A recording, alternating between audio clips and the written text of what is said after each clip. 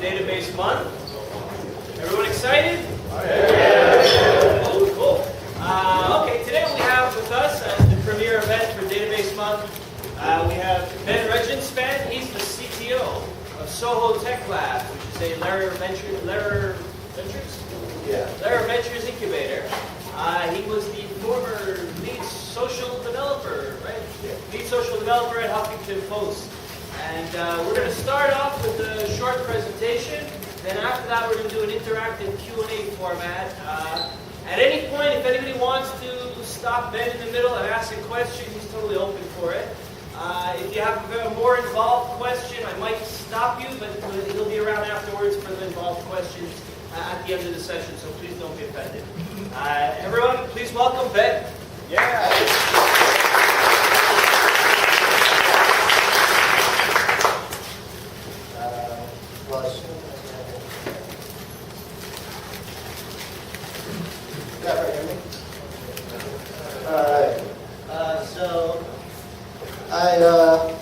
Aaron just introduced me. I am learning to use Keynote. This is my first presentation with it, so I'm very sorry. I'm kind of a generalist programmer. I'm not really big into databases. I just want some place to put my data. So this is kind of real sad. I'm struggling with that place. So I'm just going to go over sort of very briefly high level MySQL, Redis, Mongo. Just some of the negatives of each of them, if you were to think about it as database, for all that, a database, magic bullet solution, which is kind of a straw man argument, but it's kind of a nice format to bring them all together. So I'm starting with the bad parts, progressing to the strengths, and let's go.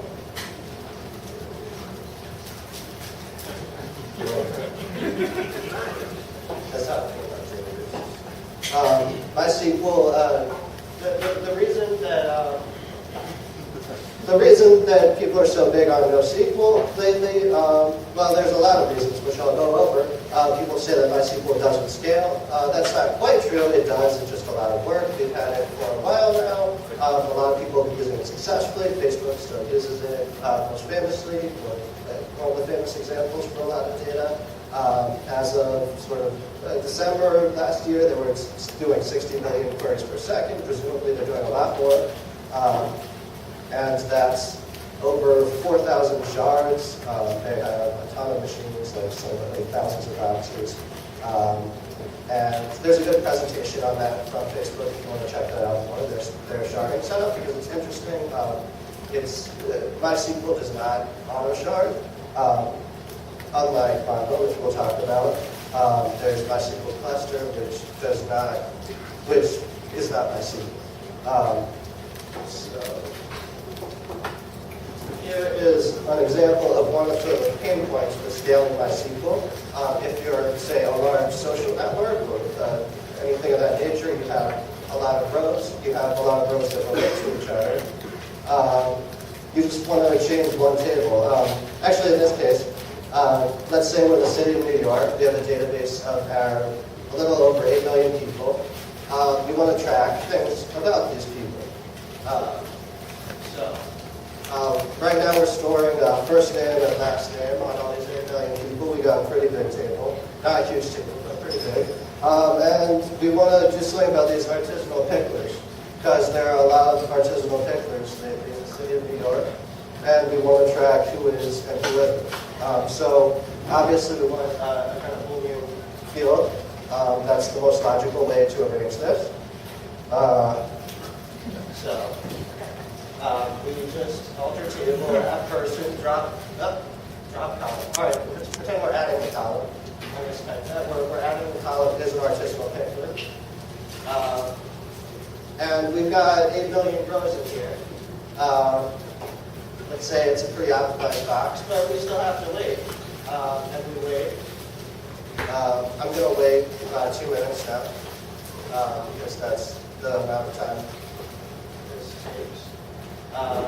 And during that 2 minutes, obviously, nothing of interest can be going on with your database, you are totally locked while you're altering. And that's no fun. That's not a workable solution. So,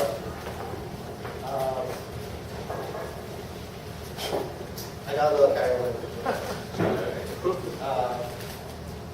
Another example in MySQL, if you just take what it gives you, say this is a relational database.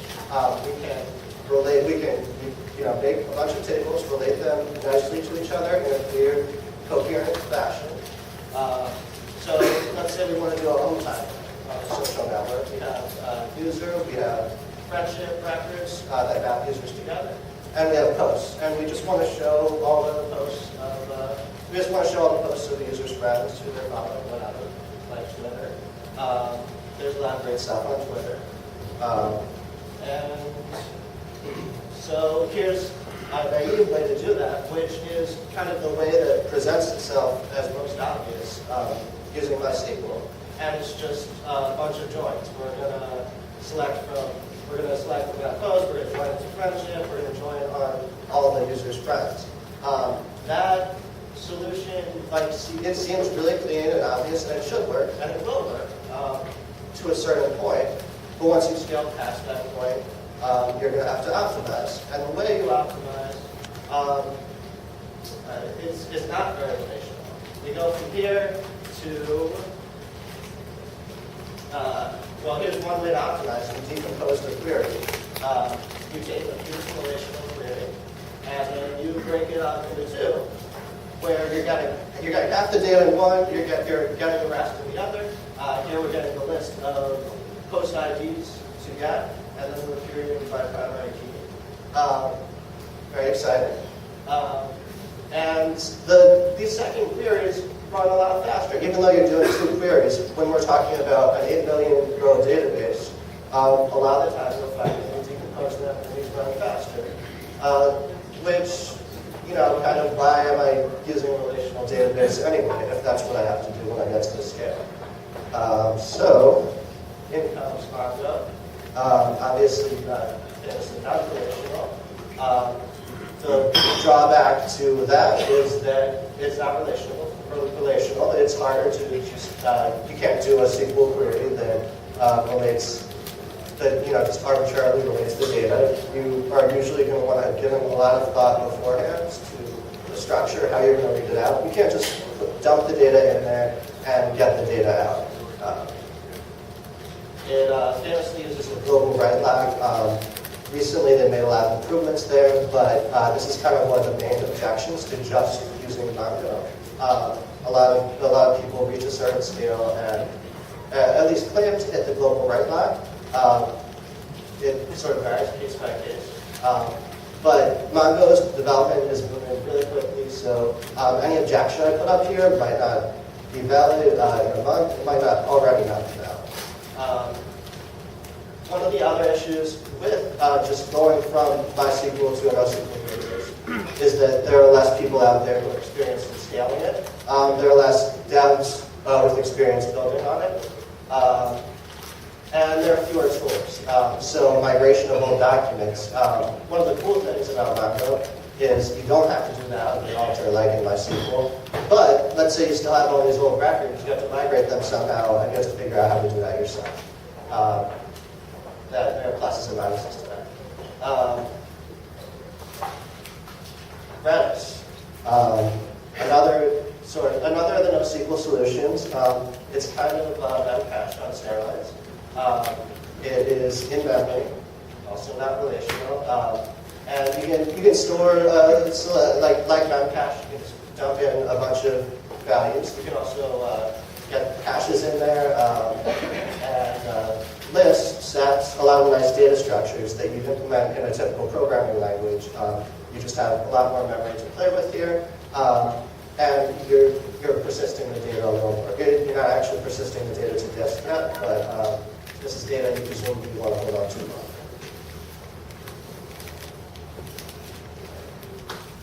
No.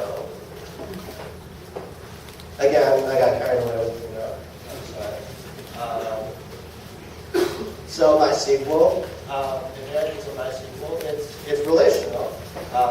You can, at least in theory, when you're starting out, it does make a lot of sense to have even that naive social timeline implementation where it's like post, you have the post, you have users and you have friends, and you're just joining against all of them.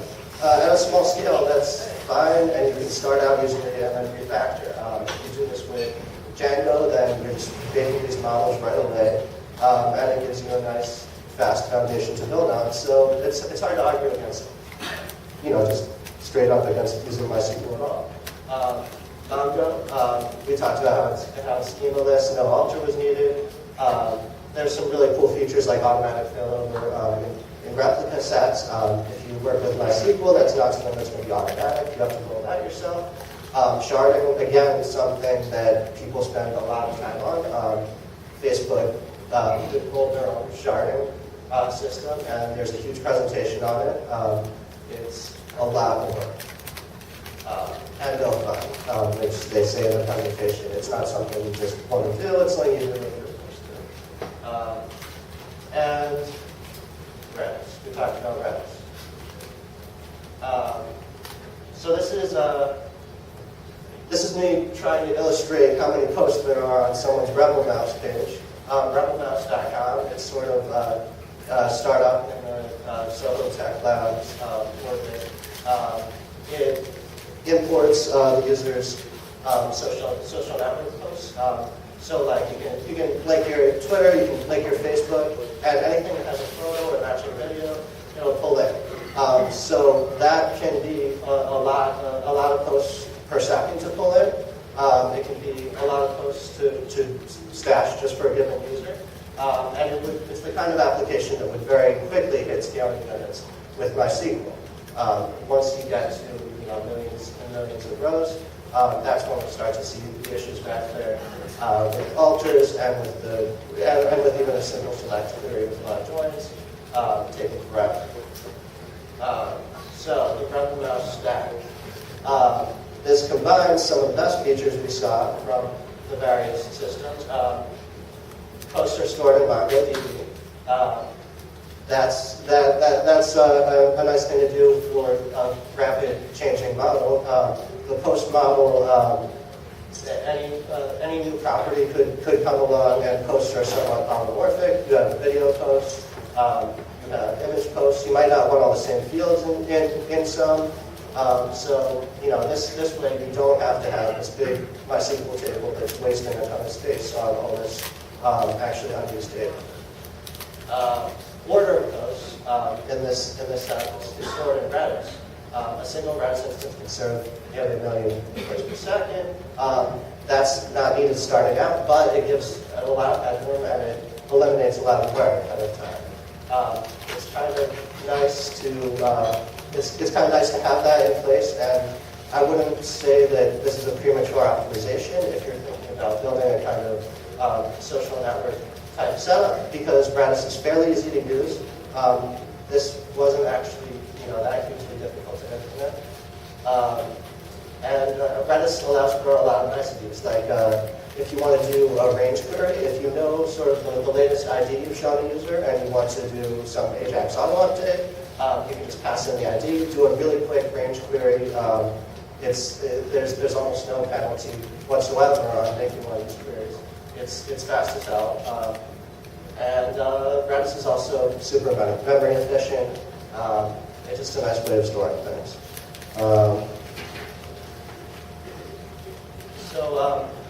One of the advantages of getting Redis in the stack is instead of that kind of naive query we saw before, where a front end is responsible for composing all the data, you can very easily compose an ordered list. You can just push on a new post, you can pop an older post, you can store a list of 10,000 values sorted with virtually no time to do an insert, which you're not going to see with MySQL or Mongo in any case. You can also implement counters and simple things like that. You can send a command and increments a field. There's a really beautiful instruction set in Redis. And another thing is that most modern web apps are using Memcache in front of a backend database. If you're using Redis, then you're dealing with possible replacement for that. You can simplify your stack, get that out of it, which is nice. And then RebelMouse actually still uses MySQL, which it means, honestly, like the main reason there is convenience. A lot of devs know it. If you're keeping core simple data there, and you know that table's not going to grow a lot, it can often be easier to work with it, MySQL. So there's kind of that. There might be like a little bit of fear of change in there, but also a let's work with what we've got and we know we're good at, and MySQL can still fit in there. And you also have code, a lot of potential for code reuse. Django has a great app ecosystem, and a lot of those apps are not going to work very nicely on a non-relational database. And kind of have this other bucket. Just another sort of example of a database that fits in a certain environment, doesn't in others. Postgres is still really great for geodata. You can do a lot of nice queries. You can see if one geography is enclosed in another, et cetera, et cetera. You can find properties and give them radius to something. So this works really nicely. We use it on CasaHop.com. It's good for any site that's sort of got that Airbnb thing. You want to search for properties in a given area and a given zip code and a given radius. And no one's really beat it yet. Right. And, all right. Cool. We're on to the Q&A section. You can clap if you want.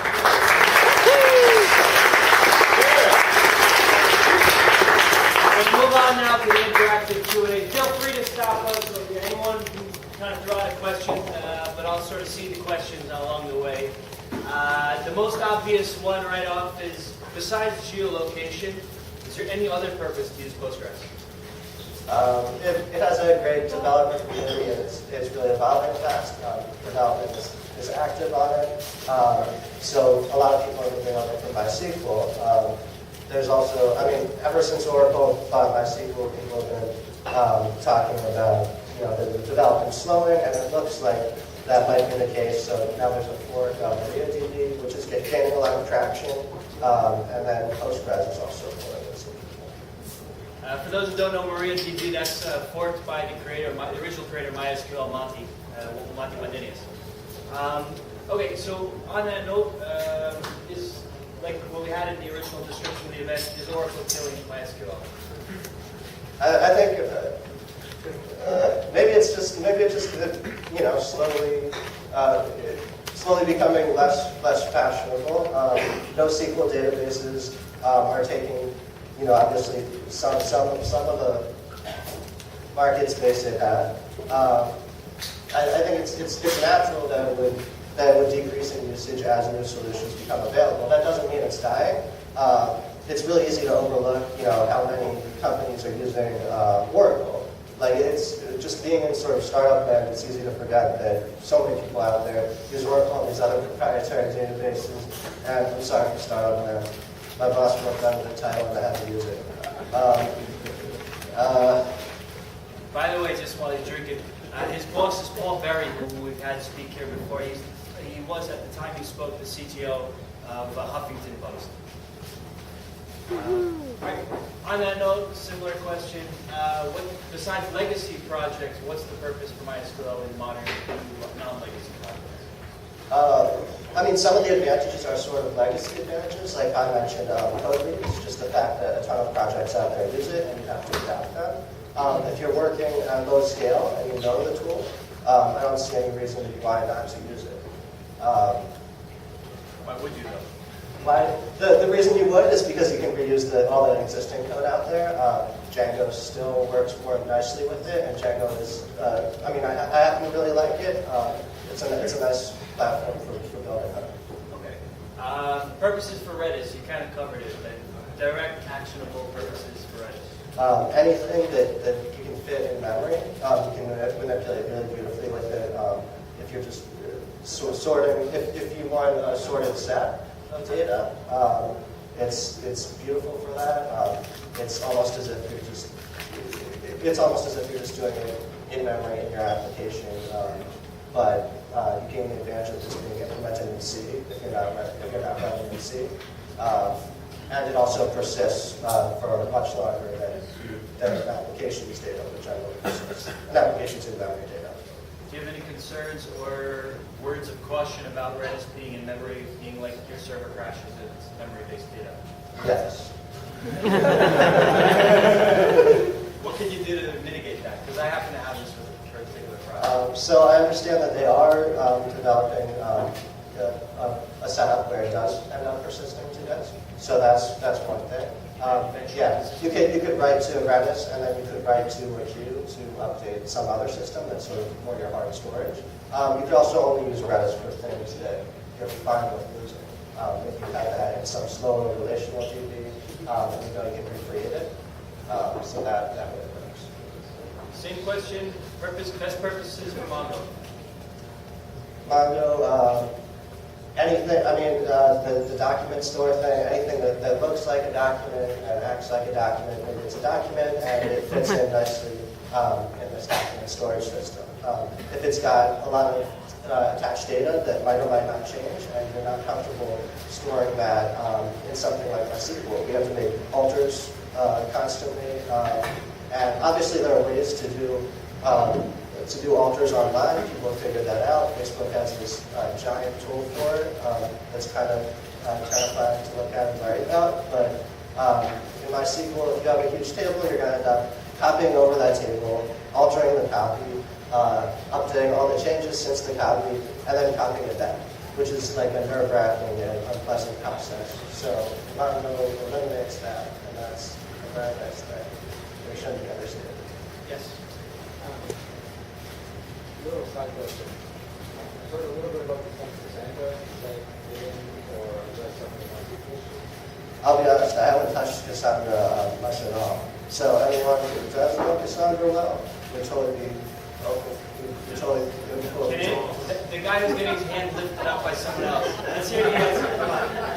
I mean, I've used Cassandra, and I think it's awesome. All right. Cassandra's awesome. Qualified. It's awesome. Yeah, the thing I think about Cassandra is that it's really awesome.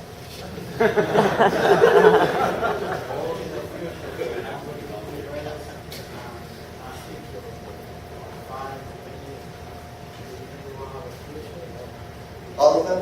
Could you repeat the question? Let me just announce the question so everybody. In 5 to 10 years from now, is there and will there be a future for MySQL, Mongo, and Redis? Predictions are a fool's game and all that. I'll take that back out. Just in retrospect, MySQL is the advantage. Yeah. It'll be around in all these old apps at very least. You want to stick your neck out and make a prediction? Yes, make a prediction. Make a prediction. What's going on in 5 years, 10 years? Do you want me to put money down? You don't have to put money down. Low risk. I think Redis will be out there. It's really awesome. I'm excited by it. It's a beautiful thing. Mongo is gaining a lot of traction, and it's also really fun to work with. I think there's a lot of potential out there. And MariaDB and MySQL will still be around. They'll still be around. I don't know if they'll have a ton of traction in new apps using them. And I think that's what you mean. Yeah, that's what I don't know. Yes. Yeah, I just wanted to say something speaking of Oracle Redis in the future. It's super expensive, but I guess I probably want to see where Redis might be going in the future.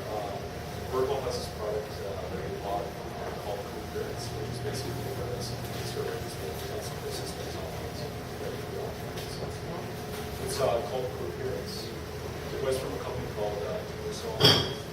It's basically just like a sharded data store for persistence options. Did everyone hear that? I think maybe coherence is a possible prediction for what will be with Redis. Yeah, it's super expensive, but it's whatever it should be. I was just wondering some example sites that maybe use these technologies that you would have heard about. Like maybe, I don't know if you know offhand, like large sites that use Mongo or large sites that use Redis. Well, BuzzFeed uses Mongo, and they're growing like crazy. So that's one example. I should have some more examples of that. Business Insider. Business Insider, yes. BuzzFeed and Business Insider might be two of the biggest. I think Foursquare used to use Foursquare, that's good, right? That's a Mongo one. Yeah. Yes. So if you were to build something like the HuffingtonPost today, what type of architecture would you use? That's an excellent question. Let me just say it out loud so we can hear. If he were to build HuffingtonPost today instead of, when was it founded? A long time ago. What technology stack would you choose if you were starting again today? Honestly, maybe Mongo. It was built on movable type. I don't think I'd make that decision again today, but it lasted incredibly long, and movable type was a surprisingly great base to build on.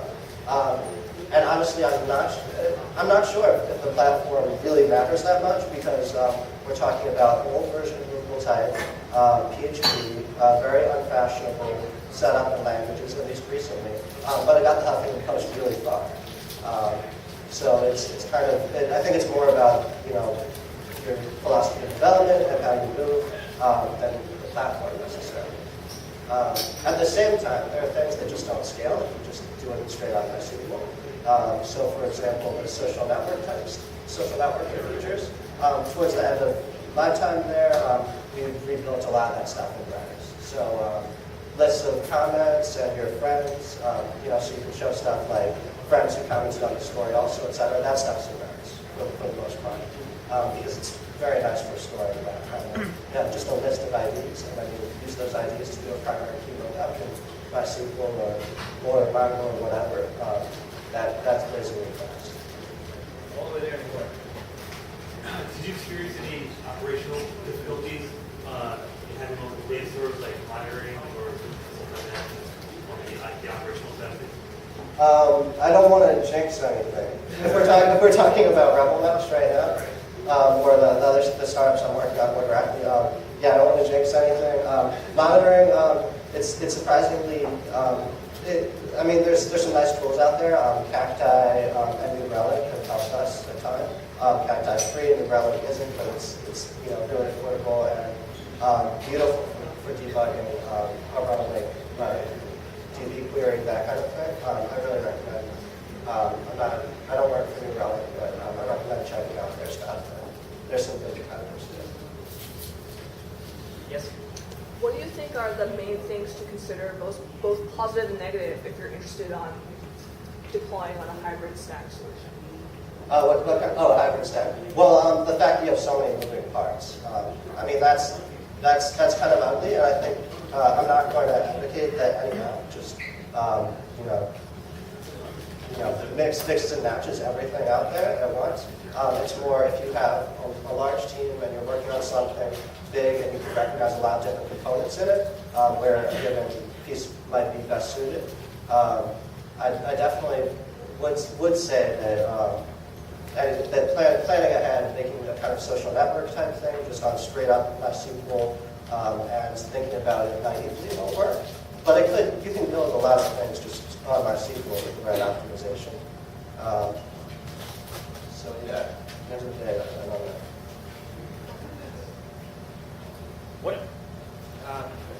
What about CouchDB?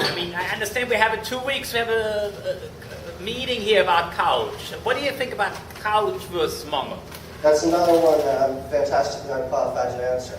But if you want to talk about how awesome it is, I can relay that. I don't know what awesome it is. Okay. I can just say about Couch that I spoke with someone who's a developer at Zynga. They had to deal with some really crazy scaling issues, and they use Couch, and they rely on it, and they're really happy with it. That's all I know. Can you repeat what you just said? Oh, he says he knows someone at Zynga, which is Couch's official case study, and they says they're really happy with Couch. I saw a hand up there, and it's not up anymore. Oh, there. When you say rate optimization for MySQL, what do you mean? What kind of You said write optimization. Oh, I just meant optimizing in general, writes, reads, anything really. But often sharding is going to be the answer to any optimization of a big table, because once you get past a certain point in MySQL, you're screwed and down to shard. Which is, to be fair, the same thing with Mongo, but it has auto sharding, which I understand has improved a lot lately. We're not actually using it yet on a project I'm working on, but people who are using it have been liking it lately. How is it different from partitioning? What would you choose, partitioning or sharding? Sharding. Just to announce that question, basically the question is partitioning versus sharding, which is better and why or different? Sharding generally refers to taking the same database and splitting it out in a ton of places. So if you're dealing with a big database, you pretty much have to do that. Partitioning, you can separate out your different collections, databases, whatever, to different machines, and that will get you far too. But if you're dealing with one giant data set, then you do need some sharding solution. I'm going to seed a question here that hasn't been covered. When you were at HuffingtonPost, what was your biggest scaling problem and how did you fix it?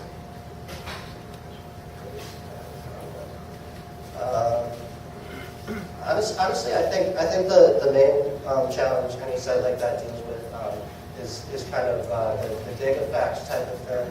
It used to be /dot effect, just what you do when you have a big link in. Actually, Yahoo homepage is still a huge data source for everyone, which surprises a lot of people to hear about Yahoo. But there's still a giant referrer. Yahoo homepage is huge. When you get a link from there, you're dealing with a ton of traffic.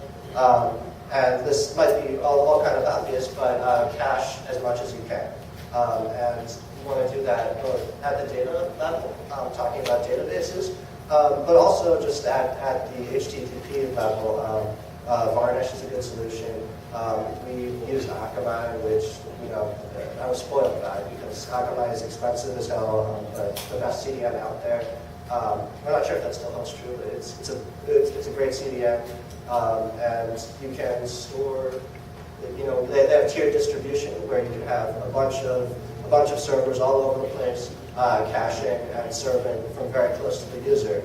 So if you have high cache times, you're unloading a ton of your traffic. It was something like 90% of traffic offloaded at that time, which is nice. And I think that maybe that's the best hint to scaling anything. Try to make as little touch it as possible. If you can put it in someone else's hands, further upstream, that's great. If you can have a cache close to the user and not be in charge of sending back every query. Question on Soho Tech Labs. How many projects do you got going at once at any time? 3 right now. And we're trying to stay just small like that. So an iOS app, Facebook game, and CasaHop.com, which is a social home exchange site. Kind of like homeexchange.com, but blended with Facebook, so you have people's social data, inspiring a little bit of trust there so that you're not just trading your house with any random person. For those who missed the beginning intro, Soho Tech Labs is an incubator, so he deals with project after project, apparently 3 at a time. So for those who like a variation in what they do, the concept of working on 3 completely different projects at any one time is really kind of cool. How long does it take from A to Z from the time you start a project until you deploy it into production? Oh, I thought I scrubbed that question from my boss's lips. That's the question that makes me most nervous. I feel like that's a passive-aggressive question to keep putting there about my time to deploy projects. The goal is to be super fast. Like 1 month, have something up. I don't think I've quite got there yet, actually. But I think that's a good goal. Just basically getting minimum viable product out there. I mean, you hear that a lot. Minimum viable product. But that's a good thing to go for. Getting something in front of your users fast. And maybe you don't have a business plan yet, but just seeing that people like the idea is a great thing. So basically, in 2 months from now, you're going to have 3 completed projects. That's pretty cool. Yeah, hand up in the back. I was wondering if you had worked on any hybrid projects. I mean, it's clear that NoSQL and MySQL or SQL-based databases each have their strengths and their weaknesses. And so the obvious idea is to leverage each technology in the area that they're good and not get caught on where they're not so good. And so the natural idea would be is that when you need front-end speed, you have a NoSQL solution running, and when you need back-end processing and reporting, you have some sort of SQL-based solution. Have there been projects that you've worked on that are able to leverage that combination in a way that's actually meaningful and works? Yeah, well, I'd say RebelMouse, which I'm advising, they're doing that hybrid kind of thing. I discussed a little bit, but I didn't go into deep detail about reporting. And they are doing exactly what you say. Using Redis for speed of storing social data mostly, sort of friends of friends, that kind of data, and then MySQL. What do they do for obviously that's a very generic answer. What are they doing in specific for interfacing those two, or are there specific types of techniques they would come up with? Do they have a separate middleware layer? It's all homebrew. I can't think of I don't know a project offhand that you could just build on that mixes everything together nicely. It's all very feature by feature, and it's manually using Redis as the storage where it's appropriate. Did you cover the tech stack for RebelMouse a little bit? The tech stack. Why you chose it?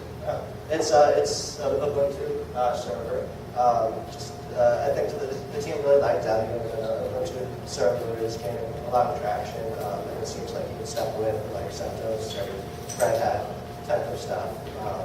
And a lot of people use Ubuntu. A lot of the developers use Ubuntu on their own machines, so it's kind of comfortable and it works. And it's free. The rest is like database. The rest, so database, Mongo, MySQL, Redis. Programming language is Python mostly, and a lot of JavaScript. So backbone.js, require.js, which works beautifully together in underscore. Question: How big is Python getting? Do you see that as just a tactical, or I'd say it's getting big. There's a really huge community. There's a little bit of a split with the Python 2, 3 thing. People are split. Both those stacks now, and it gets really confusing, like what happens with any language. But yeah, Python is huge. Trying to think about the biggest guy out there using it. I work at a bank. I mean, Facebook uses it in many places. I'm a little surprised, to tell you the truth. We've been doing it for a year and a half.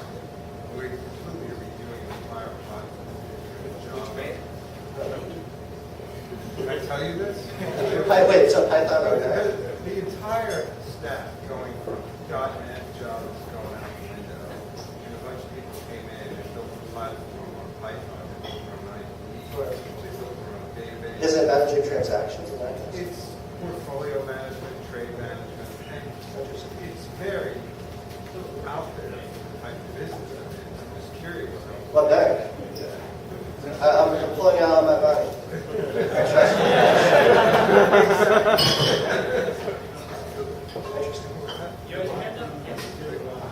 Based on that, just rolling off of that question, do you think there's NoSQL is obviously really good for the front end, the web apps type stuff. Do you see a use for it in a more enterprise type environment? Well, Redis, for instance, as just a really nice key value store. I'd assume key value stores are needed in all kinds of enterprise applications. Just implementing a quick counter internally that you're reasonably sure will survive for some amount of time. Redis is great for maintaining a bunch of counters, a bunch of simple data structures. So yeah, I can see that.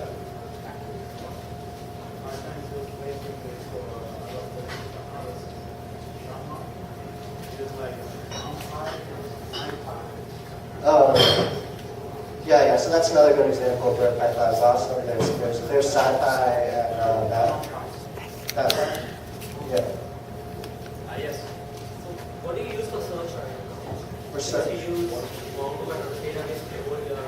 Database definitely want to search. Yeah. So search. He asked what programs or products is used for search above the database level. Search. What I'm used to using with this team, so what I think RebelMouse is using at this moment is Sphinx, which is Sphinx. Sphinx search as opposed to So others. the reason I asked this question is the line between NoSQL database and search engine is blurring. Mongo provides full search. Other search engines provide the relational data storage and NoSQL engines. So how do you choose? How did you choose while going ahead? Like other search engines, for example, Elastic and Solar do support same concepts. Versioning, document storage. Well, Sphinx is really fast, and we've used it before at HuffingtonPost. So I don't think I was part of the decision of what search to choose. But I guess that it's just Sphinx. It's fast. We know it. It's pretty easily configurable. I won't say easily configurable. It's kind of a mess, but it works beautifully once it's got it set up. Somewhat simple in X's. I don't know how elaborate you want to get with it.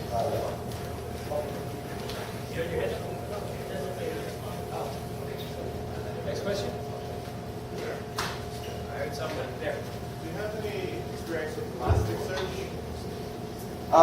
No, I was looking into it recently, but I haven't actually touched it.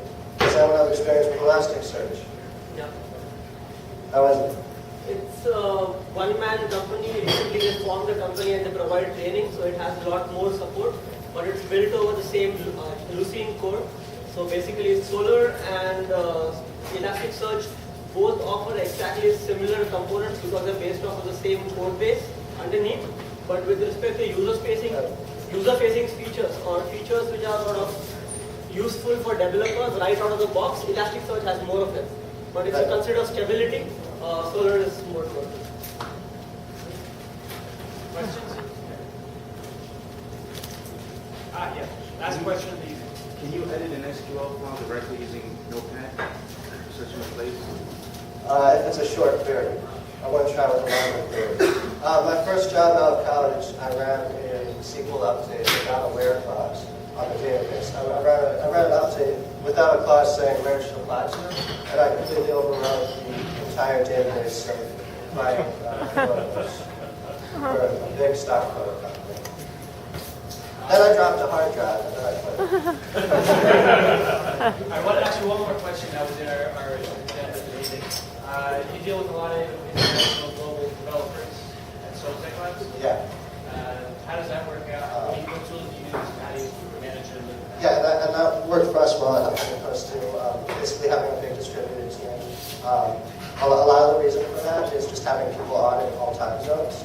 So the guys who are Ukraine was the biggest team, but we've worked with developers all over. There are a lot of guys on this team in Ukraine who are fantastic developers. Nike on the Ukrainian team actually he was responsible for sort of a lot of the architecture decisions in this app. He's one of the co-founders of RebelMouse. So basically, it's about having people in multiple time zones. So something goes down, someone can fix it really quickly. You also can. Well, I mean, to be honest, it's easier to find developers if you're looking everywhere and you're not restricted to one area. You can't necessarily capably locate everyone, so there's some cost reasons there too. And it was really fantastic at HuffingtonPost. We moved really fast to this team, and it was these guys are a regular part of the team and came to visit, and it was fun working with them. Still fun working with them. Tools for productivity with international developers, large team on the same Honestly, Gmail. Gmail is just email. Works great for a lot of things. Just everyone sending a daily email check-in, which kind of sort of emulates that, the agile Scrum stand-up stuff. I don't know my terms. Redmine is a really nice ticketing system. And so you have Redmine and GitHub is beautiful too, obviously, for code review and repos. Anybody got another follow-up question before we close? Yes? No? Okay, Ben will be here. Is that a hand up back there? All the way by the back? No. Oh, okay, sorry. Ben will be here for one-on-one questions. I want to thank you, Ben, for Ben Regenspan, CTO of Soho.